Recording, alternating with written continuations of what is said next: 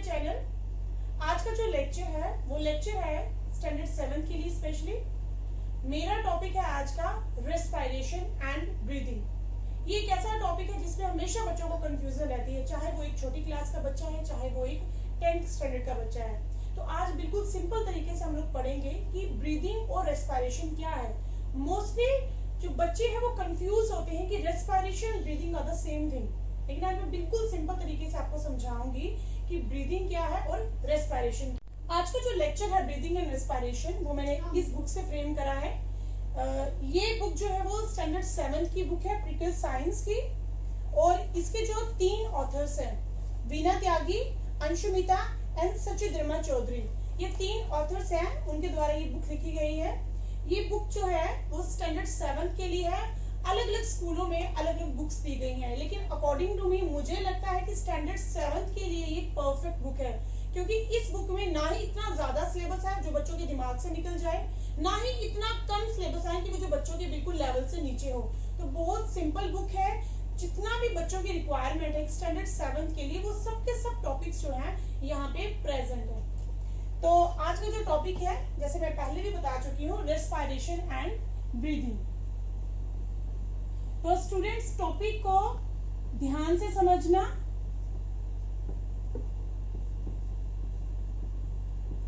अगर आपको किसी भी चीज से रिलेटेड कोई, अगर हम इस टर्म को देखें ब्रीदिंग और रेस्पिरेशन, तो एक ही चीज हमारे माइंड में आती है कि भाई सांस लेनी है ऑक्सीजन की फॉर्म में और कार्बन डाइऑक्साइड को एक्सहेल करना है। मतलब कि दोनों में कोई खासा डिफरेंस हमें क्लियर नहीं होता है, बट एक्चुअल में there is a major difference between the breathing and respiration. तो सिंपल टू कॉम्प्लेक्स चलेंगे। तो ब्रीदिंग जो है एज यूजुअल सिंपल है, तो पहले ब्रीदिंग को रीड करेंगे, उसके बाद हम लोग रेस्पिरेशन की तरफ चलेंगे। बोर्ड थोड़ा सा गंदा है मेरा, क्योंकि मेरे बच्चे जो है वो इस पे लिखते रहते हैं। तो आई होप कि वीडियो जो है वो क्लियर हो आपको। सो ब्रीदिंग, अगर हम ब्रीदिंग की बात करें तो breathing is the process by which we take air. The process, ध्यान से सुनिएगा, breathing, the process by which we take oxygen, by which we take air as oxygen and exhale the air in the form of carbon dioxide is known as breathing। या मैं simple अक्षर में बोला कि अगर हाँ सांस लेनी है हमें, ऑक्सीजन की फॉर्म में हम लोग सांस को ले रहे हैं और एक्सहेल कर रहे हैं कार्बन डाइऑक्साइड को, यानी फाउल एयर को, गंदी हवा को अपनी बॉडी से बाहर निकाल रहे हैं कार्बन डाइऑक्साइड की फॉर्म में। तो इस प्रोसेस को हम क्या बोलेंगे? ब्रीदिंग। मतलब intake of air in the form of oxygen. हम हवा ले रहे हैं, लेकिन हवा में कौन सा कंपोनेंट ले रहे हैं हम लोग? ऑक्सीजन, जो कि एटमॉस्फेयर में 21% प्रेजेंट है। ऑक्सीजन की परसेंटेज क्या है हमारे इन्वायरमेंट में? 21%। सो हम ऑक्सीजन को ले रहे हैं और अपनी बॉडी में से हम क्या कर रहे हैं? एक्सहेल कर रहे हैं, बाहर निकाल रहे हैं। ठीक है, exhale the air in the form of, exhale the actually foul air, गंदी हवा को, exhale the foul air in the form of carbon dioxide, जिसका कंसंट्रेशन बहुत कम है हमारे एटमॉस्फेयर में। Clear? So breathing simple process है भाई, intake of air in the form of oxygen, oxygen को लेना और कार्बन डाइऑक्साइड को बाहर निकाला। इस प्रोसेस को हम क्या बोलेंगे? ब्रीदिंग। अब ब्रीदिंग में एक और चीज आती है, एक टर्म आ जाती है, बच्चे थोड़े कंफ्यूज हो जाते हैं। अगर एग्जाम में इस तरह से हम लोगों ने पढ़ाया हो तो एग्जाम में हम क्वेश्चन फ्रेम करते हैं तो हम बोलते हैं कि भाई define inhalation and exhalation process. तो वो क्या चीज है भाई? बिल्कुल सेम है, नहीं घबराना है। अगर ऐसी कोई टर्म्स आ जाती हैं तो थोड़ा सा डिफिकल्ट हो जाता है 7th स्टैंडर्ड के लिए इस तरह की टर्म्स को अटेम्प्ट करना। तो ब्रीदिंग क्या है भाई? इनहेलेशन। जब इनहेलेशन आ जाएगा तब भी क्या मतलब है, मैंने इस तरह से लर्न करके रखा हुआ, मैं इसी तरह से बच्चों को पढ़ाती हूँ। इन का मतलब आना। तो इनहेलेशन मतलब जब ऑक्सीजन की एंट्री होती है बॉडी में, और एक्सहेलेशन क्या हो गया? जब हम लोग फाउल एयर को रिमूव करते अपनी बॉडी में से in the form of carbon dioxide, यानी कार्बन डाइऑक्साइड जो है बॉडी में से कहाँ क्या होती है? रिमूव्ड होती है। तो भाई इनहेलेशन आएगा या एक्सहेलेशन आएगा तो वो ब्रीदिंग में ही आएगा। उसको आपने डरना नहीं है कि भाई इनहेल क्या है एक्सहेल क्या है, वो सेम टर्म है इनहेलेशन और एक्सेलेशन। और अगर इनहेलेशन और क्लियर हो गया आपको इनहेलेशन और एक्सेलेशन। अब सेकंड हम लोग मूव करेंगे रेस्पिरेशन की तरफ। अब भाई रेस्पिरेशन क्या है, पहले मैं इसको आपको बिल्कुल जनरल टर्म्स में बताऊंगी कि भाई रेस्पिरेशन क्या है। देखिए,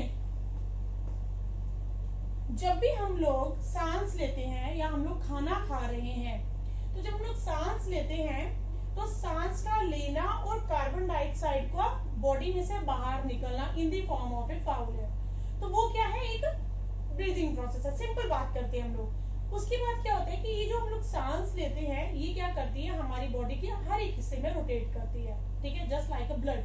मतलब कि ये भी क्या है, सर्कुलेटरी का ही एक पार्ट है, सर्कुलेशन करती है हमारी बॉडी में। सर्कुलेशन करने के बाद ये जो एयर है ये हमारे बॉडी के सेल्स तक पहुंचती है। सेल्स तक पहुंचने तक अब हम लोग जो खाना खाते हैं, हमारी बॉडी के जो सेल्स है, हमारी बॉडी का आधार क्या है, बेसिक यूनिट क्या है हमारी बॉडी का, भाई बेसिक यूनिट है हमारी बॉडी का सेल्स। और ये पता है आपको, cells makes a tissue, tissue makes a organ, organ makes a organ system, and from the organ system एक इंडिविजुअल बनता है, ठीक है। तो हमारी बॉडी में जो भी हम लोग खाना खाते हैं, सॉलिड फूड मटेरियल ले रहे हैं, लिक्विड फूड मटेरियल ले रहे हैं, कुछ भी ले रहे हैं, तो हमारी बॉडी के सेल्स क्या करते हैं, उनमें जो इंपॉर्टेंट न्यूट्रिएंट्स हैं उनको वो अब्सॉर्ब करते हैं, जिसकी वजह से हमारे सेल्स जो है, अगर कोई सेल खराब हो गया वो रिपेयर हो रहा है, रीजनरेट हो रहा है, डिवीजन कर रहे हैं सेल्स। तो इस तरह से जो खाने में इंपॉर्टेंट कंपोनेंट है उनको सेल सक कर लेता है, एब्सॉर्ब कर लेता है, और फर्दर जो है वो सेल अपनी परफॉर्मेंस परफॉर्म करता है बॉडी के अंदर। अब ये एयर क्या करता है, ये हेल्प करता है हमारे फूड को ब्रेक डाउन करने में। तो ये जो हवा है, ये जो हम सांस लेते हैं, ये पहुंचती है सेल के पास।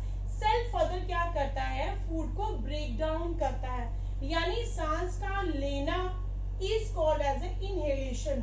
फिर जाके अंदर सांस जाती है बॉडी के अंदर, बॉडी के अंदर की जो सेल्स है वो उसको यूटिलाइज करते हैं for the break down of the food.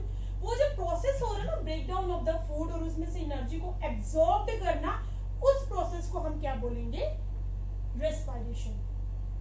सांस का लेना इज द ब्रीदिंग वन, लेकिन जब सांस अंदर चली जाती है, बॉडी के सेल्स उसको कंज्यूम कर रहे हैं, ब्रेक डाउन कर रहे हैं, उस प्रोसेस को हम क्या बोलेंगे, रेस्पिरेशन। जब सारा प्रोसेस हो जाता है और जो फाउल एयर हमारी बॉडी से रिमूव होती है, तो उसको हम क्या बोलते हैं, एक्सेलेशन प्रोसेस। यानी हमने क्या किया, फाउल एयर को in the form of carbon dioxide body में से बाहर निकाल दिया। तो बेसिकली ये परफॉर्मेंस स्टार्ट होती है ब्रीदिंग से, रेस्पिरेशन से, और वापस ब्रीदिंग तक पहुंचती है। इसीलिए हम कहीं ना कहीं इन दोनों टर्म्स में कंफ्यूज हो जाते हैं। तो let's take the definition of respiration, कि रेस्पिरेशन क्या है। इसमें क्या है, food is broke down, food is broke down, broken down. Food जब ब्रोक डाउन होता है तो क्या रिलीज करता है, ग्लूकोज। ग्लूकोज क्या है, हमारी बॉडी में एनर्जी है। हमें लूज मोशन लग रहे हैं, डायरिया हो रहा है, या कोई और सर्जरी हो रही है, हमें हॉस्पिटल में जा, फूड जो है ब्रोक डाउन, देखो ग्लूकोज निकल रहा है। यहाँ पे मैंने क्या बात करी कि फूड जो है वो ब्रोक डाउन हो जाता है और क्या रिलीज करता है, ग्लूकोज। ग्लूकोज जो है वो हमारी बॉडी में इजीली डाइजेस्ट होता है, क्योंकि जो ग्लूकोज डॉक्टर लोग हम लोगों को चढ़ाते हैं वो ऑलरेडी डाइजेस्टिबल फॉर्म में है। भाई हमारी बॉडी में से किसी भी एंजाइम को रिलीज होने की जरूरत नहीं है just to digest the glucose, क्योंकि glucose are already in a digestible form. तो वो डायरेक्ट जैसे हमारी बॉडी में जाता है तो वो डाइजेस्टिबल फॉर्म है, उसको डाइजेस्ट करने की जरूरत नहीं है। तो भाई फूड जो है वो ब्रोक डाउन होता है, उसको हम सिंपलर कंपोनेंट्स में ब्रोक डाउन करते हैं, इनटू सिंपलर फॉर्म्स में ब्रेक डाउन करते हैं, इनटू सिंपलर फॉर्म में ब्रोक डाउन करते हैं, तो उसे हम क्या बोलते हैं, रेस्पिरेशन। अब जो फूड है जब वो ब्रोक डाउन होता है, टूटता है, तो भाई क्या रिलीज करता है, फूड जब टूटता है तो वो रिलीज करता है कार्बन डाइऑक्साइड, वो रिलीज करता है वाटर, और वो रिलीज करता है एनर्जी। तो भाई यहाँ पे मैंने क्या किया है, कार्बन डाइऑक्साइड का फॉर्मूला लिख दिया है और वाटर का फॉर्मूला लिख दिया है। आप इसकी जगह कार्बन डाइऑक्साइड भी लिख सकते हैं और वाटर भी लिख सकते हैं फॉर द स्टैंडर्ड 7th, ठीक है। तो यहाँ पे फूड ब्रेकडाउन हुआ, उसमें carbon dioxide H2O plus energy release करी। तो भाई ये था रेस्पिरेशन की सिंपल सी डेफिनेशन, जिसको बड़ा इजीली मैंने आप लोगों को बताया। आई होप आपको समझ आए। आगे है रेस्पिरेशन की दो टाइप्स है, एक है एरोबिक रेस्पिरेशन और एक है एनएरोबिक रेस्पिरेशन। हाँ, टर्म्स आप लोगों ने सुनी होगी, 6th में भी सुनी होगी, इतनी डिटेल्स में नहीं गए होंगे। तो रेस्पिरेशन की टू टाइप्स है, टू टाइप्स में पहली टाइप जो है वो क्या है, एरोबिक रेस्पिरेशन। ये 7th स्टैंडर्ड में भी है तो भाई ये 10th स्टैंडर्ड में भी है। तो इसलिए टॉपिक को थोड़ा सीरियसली समझ लो क्योंकि आगे आपको काम आने वाला है। एरोबिक रेस्पिरेशन में क्या होता है, इसमें जो ऑक्सीजन है, इसमें जो ऑर्गेनिज्म है वो क्या करते हैं, फूड को ब्रेक डाउन करते हैं in by using N oxygen. वो ऑक्सीजन का इस्तेमाल करके खाने को तोड़ते हैं, यानी aerobic respiration occurs in presence of oxygen, in presence of oxygen.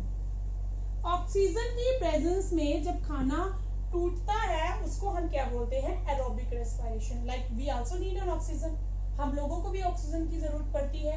जब हम खाना खाते हैं, खाने को हमें तोड़ना है, इमल्सिफाइड करना है, तो we also need an oxygen. ठीक है, तो हम लोग भी किसमें आते हैं, एरोबिक रेस्पिरेशन की कैटेगरी में आते हैं। तो जो मैंने पहले एग्जांपल दी थी आप लोगों को, फूड ब्रेक डाउन होकर कार्बन डाइऑक्साइड निकाल रहा है, वाटर निकाल रहा है या फिर एनर्जी रिलीज कर रहा है, तो वो किसकी एग्जांपल थी भाई, एरोबिक रेस्पिरेशन की। ह्यूमन बीइंग्स जो है वो एरोबिक रेस्पिरेशन की कैटेगरी में आते हैं। ठीक है, अब जो ऑर्गेनिज्म जो है वो इसका ऑक्सीजन का यूज करके खाने को तोड़ते हैं, उनको हम क्या बोलते हैं, एरोब्स।